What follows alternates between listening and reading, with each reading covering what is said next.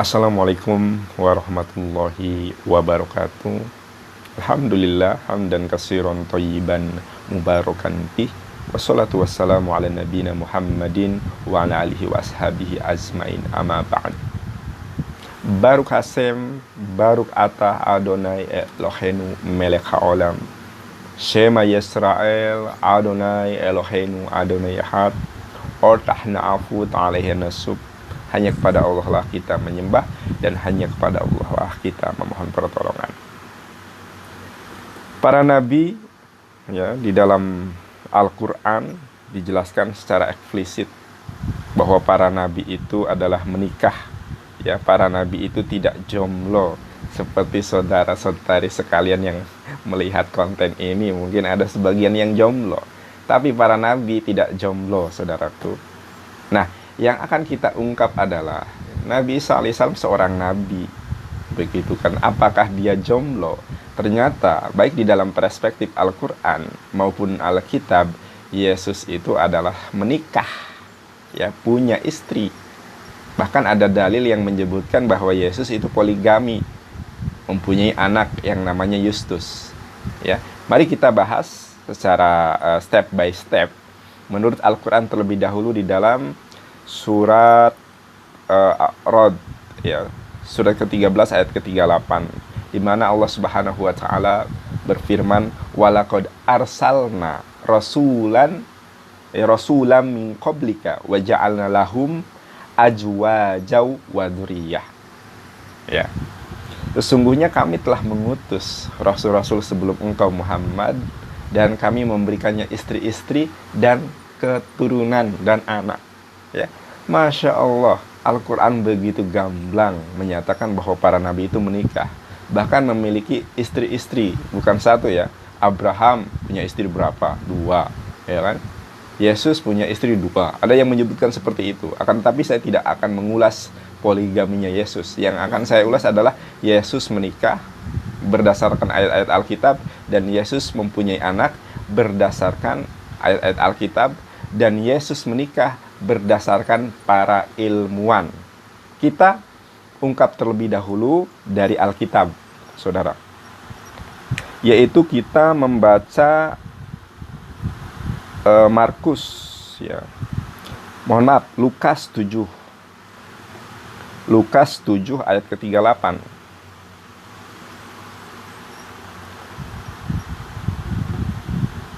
Di dalam Lukas 7 ayat ke-38, sambil menangis ia pergi berdiri di belakang Yesus dekat kakinya, lalu membasahi kakinya itu dengan air matanya, menyekanya dengan rambutnya, kemudian ia mencium kakinya dan meminyakinya dengan minyak wangi itu. Ya, ini dipelintir sebagai prosesi penebusan dosa, prosesi pertobatan. Padahal prosesi pertobatan bukan seperti itu, kawan. Ya. Tradisi Yahudi, hukum Islam dengan hukum Yahudi itu hampir sama. Ya, dibatasi antara interaksi laki-laki dan perempuan. Yeshua HaMasyiah seorang rabi, orang Yahudi, ya, yang tahu, yang paham betul tentang hukum Taurat.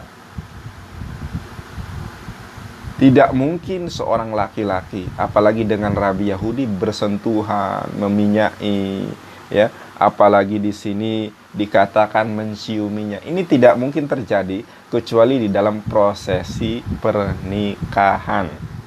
Ya, untuk lebih jelasnya mari kita juga buka di dalam Yohanes, di dalam Injil Yohanes. Injil Yohanes pasal 12 ayat ke-3. Maka Maria, ya, Maria di sini adalah Maria Magdalena, bukan Maria ibunda Yesus, ya.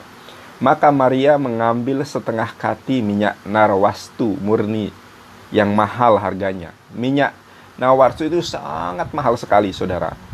Bukan minyak murahan. Dan ini dipakai di dalam prosesi pernikahan. Lalu meminyaki kaki Yesus dan menyekanya dengan rambutnya. Bayangkan, ya, meminyaki kaki dan menyeka dengan rambutnya. Ini tidak bakal terjadi kecuali dalam prosesi pernikahan, dan tidak bakal terjadi kecuali dengan istri syah, gitu kan. Dan bau minyak semerbak itu di seluruh rumah itu. Nah, Ini adalah ayat-ayat, ini adalah dalil-dalil tentang pernikahan Yesus. Yang kita harus tekankan, ini entry point-nya. Hukum Yahudi dengan hukum Islam tentang interaksi perempuan dan laki-laki itu hampir sama. Kita nggak boleh berinteraksi intens, berpegangan, apalagi saling cium-mencium, kecuali itu adalah mahram, istrinya, begitu kan. Di dalam Yahudi pun demikian, ini adalah prosesi pernikahan. Tidak bisa digenapi kecuali ini adalah proses pernikahan. Akan tetapi ada narasi yang justru ingin menggiring bahwa itu pertobatan. Bukan seperti itu. Prosesi pertobatan bukan seperti itu. Bahkan Yesus itu mempunyai anak, saudara. Ini berdasarkan Alkitab. Ya, Yesus mempunyai anak yang bernama Yustus. Anda tidak percaya itu? Mari kita lihat di dalam Kolose 4 ayat 11. Kolose 4 ayat 11, ya. Dan dari Yesus yang dinamai Yustus. Dan dari Yesus yang dinamai Yustus. Hanya ketiga orang ini dari antara mereka yang bersunat, yang menjadi temanku, yang sekerja dengan kerajaan Allah. Mereka itu telah menjadi penghibur bagiku, ya. Dari, ya. Ini aslinya bukan dari di sini. Kalau kita melihat original language-nya, Ben, ada Yohana bin Zakaria, ya, Ben. Kalau dalam bahasa Arab bin, Ben Ibrani, bin bahasa Arab, Ben. Dan inilah Ben Yesus yang bernama Yustus. Anaknya Yesus yaitu Yustus. Akan tetapi di sini ditulis dari, padahal itu Ben. Ben ini bermakna adalah anak. Dan Ben Yesus yaitu Yustus. Dan anaknya Yesus yaitu Yustus. Yustus ini tidak sering diungkap, ya, siapa. Karena kalau diungkap akan jelas bahwa ini adalah Yesus. Sekali lagi saya baca. Kalau kita melihat Kolose 4 ayat 11, di sini disebutkan dan dari Yesus. Dan dari Yesus. Dan dari Yesus maksudnya apa? Ini tentu ada kata-kata yang janggal begitu. Dan dari Yesus yang dinamai Yustus. Kenapa bisa janggal? Karena Ben dimaknai sebagai min. Ya. Ben dimaknai sebagai min.